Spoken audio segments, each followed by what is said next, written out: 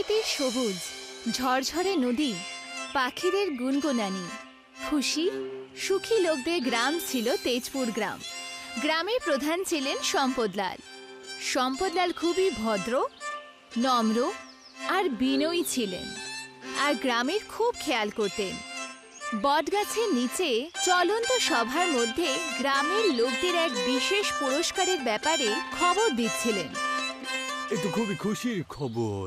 প্রতি বছরের মতন এই বছরেও আমরা আদর্শ গ্রামের পুরস্কার দেওয়া হয়েছে। এই পুরস্কারটা এটারই প্রমাণ যে আমাদের গ্রামে বিকাশের সাথে সাথে সুখ শান্তিও রয়েছে।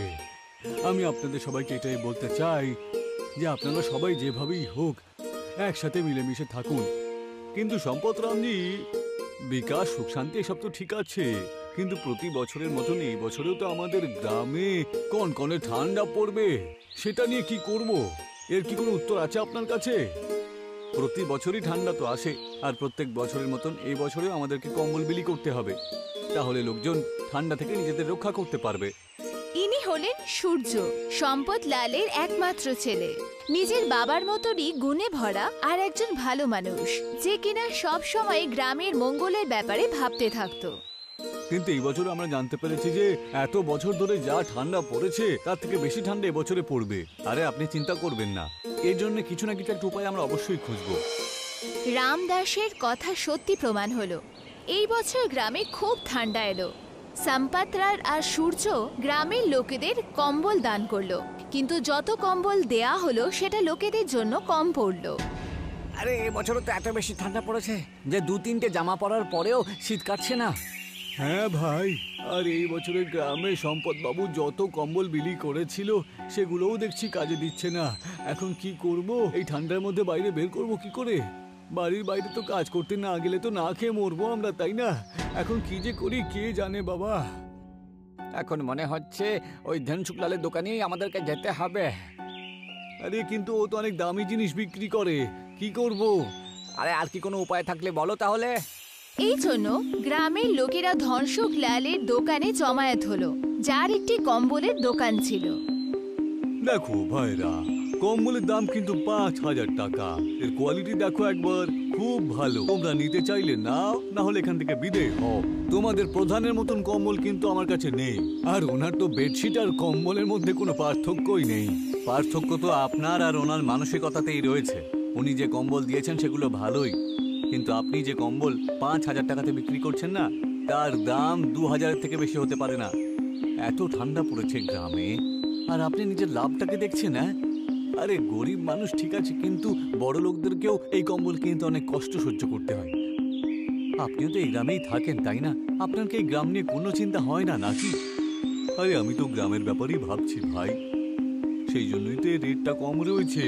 না হলে শহরে গিয়ে দেখো না, তোমরা জানতে পারবে দাম 7 থেকে 8,000 টাকার বেশি দামে বিক্রি হয় এই কম্বল, জানো তো? গ্রামের চিন্তা তো শুধু প্রধান সম্পদরাম আর সূর্যেরই ছিল, যে নিজের বাড়িতে বসে চিন্তায় ডুবেছিল। বাবা, এই গ্রামে যা ঠান্ডা পড়েছে, প্রাণ বেরিয়ে যাচ্ছে লোকজনের একেবারে। হ্যাঁ, সে তো শুনেছি যে কালকে গ্রামে মাংলুর বাবার নাকি ঠান্ডার জন্য মৃত্যু হয়ে গেছে। যদি এইভাবে চলতে থাকে তাহলে গ্রামের একজন পরিবার আর বেঁচে থাকবে না। ধনসুখলাল একবার নিজের লাভের কথা বাদ দিয়ে যদি গ্রামের কথা একটু ভাবতে পারত, তাহলে সমস্ত সমস্যার সমাধান হয়ে যেত। ওর দামি কম্বল এই গ্রামের লোকজন কি করে কিনবে তুমিই বলো? আমার তো মনে হচ্ছে একবার গিয়ে ধনসুখলালের সাথে কথা বলা উচিত।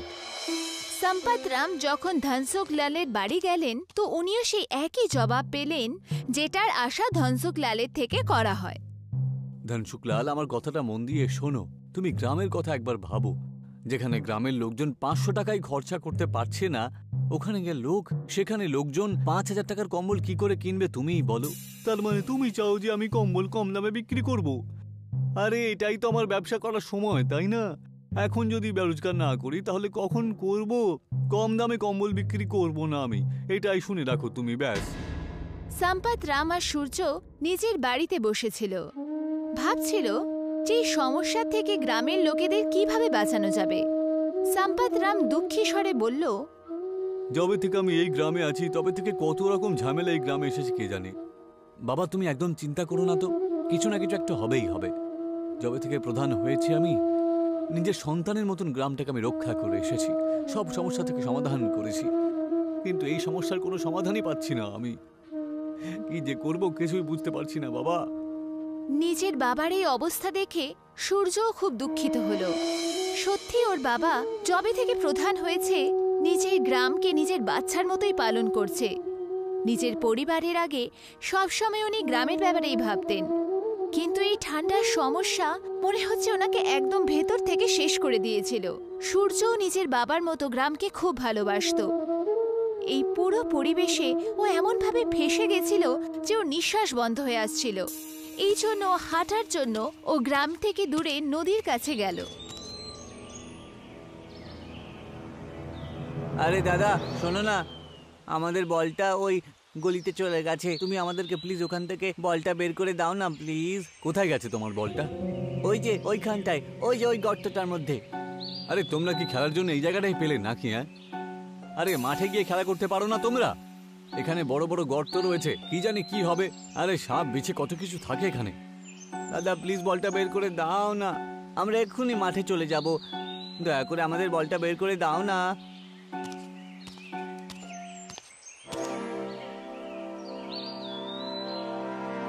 নাগকে দেখে সবাই ভয় পেয়ে গেল, কিন্তু সূর্য তখন চমকালো যখন নাগ বলতে শুরু করলো। ভয় পেও না, আমি জানি যে আমাকে দেখে তুমি ভয় পেয়ে গেছো। আমি একজন কথা বলতে পারা নাগ। গর্তের মধ্যে হাত কে ঢুকিয়েছে? সূর্য ভয় পেয়ে বলল, আগে আগে আগে আমি খুব খুশি হয়েছি, তুমি আমাকে অনেক সাহায্য করলে। এক ধরনের এমন চোট লাগে আমার, যার ফলে এমন ফুলে গিয়েছিল যে না আমি ভালো করে যেতে পারতাম, না আমি এক জায়গায় বসে থাকতে পারতাম।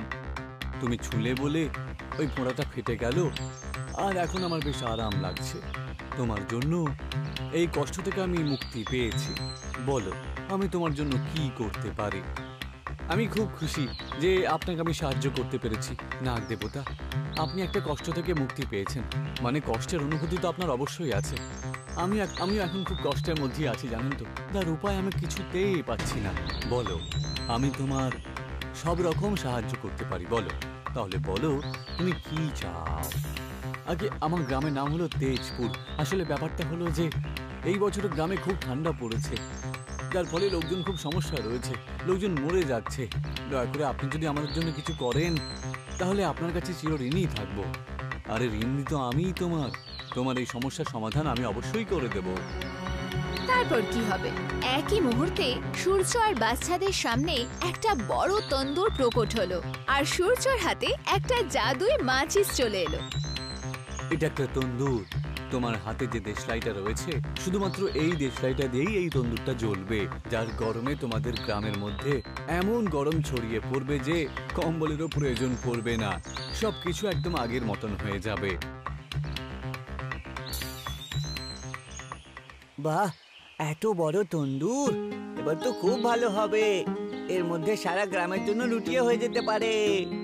যখন তন্দুর জ্বলে উঠল তো গ্রামের মধ্যে এমন আনন্দের পরিবেশ তৈরি হলো যেন ঠান্ডার কষ্ট সবাই ভুলেই গেল।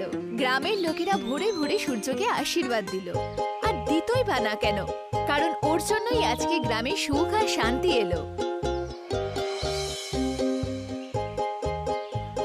আরে সূর্য দাদা, এই তন্দুরের কারণে এত গরম ছড়িয়ে পড়েছে যে গ্রামে কারো ঠান্ডা লাগছে না, তাই না? এই তন্দুরটা কিন্তু বেশ দুর্দান্ত। সব থেকে ভালো ব্যাপার হলো যে এটা শুধুমাত্র সূর্য দাদার এই দেশলাইটা দিয়েই জ্বলে। জাদুর এটা। তা জাদু তো একটু আছে রামদাস বাবু। আমি এই জন্য খুব খুশি হয়েছি যে আমাদের গ্রাম এখন ঠান্ডা থেকে রক্ষা পেয়ে গেছে। কিন্তু এইসব দেখে গ্রামের শেঠ ধনসুখ লাল হিংসায় ফেটে পড়ল। এই সূর্যটা তো আমার সব ব্যবসা একেবারে লুটপাট করে ছাড়লো। আমি এত কম্বল শহর থেকে কিনে নিয়ে এলাম যে এখন সেগুলো সবকিছু ওই তন্দুরের মধ্যেই জ্বালিয়ে দিতে হবে। ওই তন্দুরটা আমার জীবনে সব থেকে বড় কাঁটা। কিছু একটা করতেই হবে আমাকে। শুনেছি যে মাচিস সূর্যের কাছে আছে, শুধু সেই মাচিস দিয়েই ও তন্দুর জ্বালাতে পারে। যদি তুমি ওই মাচিস চুরি করে নাও আর সেটা নষ্ট করে দাও, তারপর আবার লোকেরা ঠান্ডায় মরতে শুরু করবে, আর ওদের ঠান্ডা থেকে বাঁচার জন্য তোমার থেকেই কম্বল কিনতে হবে। হ্যাঁ, কিন্তু এটা কি করে করতে পারি যে ওই তন্দুরের দেশাইটা আমার হাতে চলে আসবে? তোমাকে ওই মাচিস গ্রামের লোকেদের নজরের আড়ালে চুরি করতে হবে। একটা কাজ করো, রাতের অন্ধকারে তুমি সম্পত লালের বাড়ি যাও আর ওই মাচিস নিজের হাতে নিয়ে সেটা শেষ করে দাও। রাতে যখন গ্রামের লোকেরা সবাই ঘুমোচ্ছিল তখন সম্পত রামের ঘরের পিছনের দরজায় কিছু আওয়াজ হলো।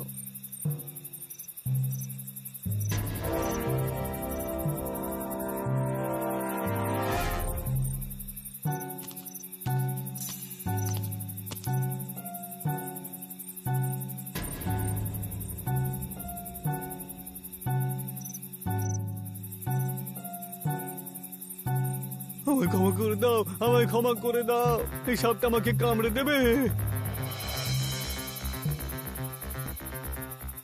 ঘনশুক, তুমি এখানে কি করছো? চোরদের মতন তুমি আমাদের বাড়িতে কি করছো? আরে তোমার জাদু তন্দুরের জন্য তো গ্রামের লাভ হলো ঠিকই, কিন্তু আমার ব্যবসা একেবারে লুটপাট হয়ে গেল। আমার খুব ক্ষতি হচ্ছিল। তো যদি এইভাবেই চলতে থাকো তাহলে আমি কি করে পয়সা রোজগার করব? সেই জন্য তোমার তন্দুরের ওই দেশলাইটাকে আমি নষ্ট করার জন্য এখানে এসেছিলাম, কিন্তু যেই আমি ওটাকে ছুঁলাম না সেটাকে সাপে পরিবর্তিত হয়ে গেল। আর এখন দেখো মাটিতে যেই পড়ে রইলো আবার দেশলাই হয়ে গেল। আমায় ক্ষমা করে দাও ভাই, আমি আর কখনো এমন ভুল করব না। সামনের দৃশ্য দেখে কি হয়েছে জানার জন্য সূর্য আর সম্পত রামের একটুও সময় লাগলো না। মানুষ লোভে পড়ে যে কতটা অন্ধ হয়ে যেতে পারে তুমি নিশ্চয়ই সেটা আজকে বুঝতে পেরে গেছো। তুমিও তো এই তেজপুরেরই একজন সদস্য। গ্রামের সুখে দুঃখে তোমার পাশে থাকা উচিত, নাকি লোভে পড়ে গিয়ে অন্ধ হয়ে যাওয়া উচিত, বুঝলে? আমি আমার ভুল বুঝতে পেরে গেছি, আমাকে ক্ষমা করে দাও।